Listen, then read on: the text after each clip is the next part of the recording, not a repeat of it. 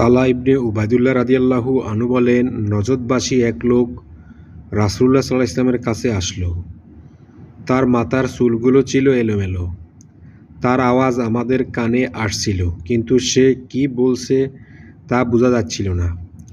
রাসূলুল্লাহ সাল্লাল্লাহু আলাইহি ওয়াসাল্লামের নিকটবর্তী হয়ে ইসলাম সম্পর্কে জিজ্ঞাসা করল। রাসূলুল্লাহ সাল্লাল্লাহু আলাইহি ওয়াসাল্লাম বললেন, রাত দিনে 5 ওয়াক্ত নামাজ পড়ো। সে বলল, এগুলো ছাড়া আর কোনো নামাজ কি আমার উপর ফরজ? তিনি বললেন, না, তবে তুমি চাইলে নফল পড়তে পারো। তারপর রাসূলুল্লাহ সাল্লাল্লাহু আলাইহি ওয়াসাল্লাম বললেন, রমজানের রোজা পালন করো। লোকটি বলল, এছাড়া কোনো রোজা কি আমার উপর ফরজ? জবাব দিলেন, না, তবে ইচ্ছা করলে নফল রোজা রাখতে পারো। তারপর রাসূলুল্লাহ সাল্লাল্লাহু আলাইহি ওয়াসাল্লাম তার সামনে যাকাতের কথা বললেন। লোকটি জিজ্ঞেস করল, এছাড়া আর কোনো সাদাকা কি আমার উপর ফরজ? তিনি বললেন, না, তবে তুমি যদি চাও নফল সাদাকা করতে পারো।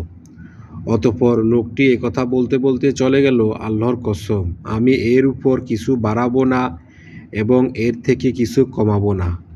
এ কথা শুনে রাসূলুল্লাহ সাল্লাল্লাহু আলাইহি ওয়াসাল্লাম বললেন, যদি এ ব্যক্তি সত্যিকার অর্থে এই কথা বলে থাকে, তাহলে সে সফলকাম হয়ে গেছে।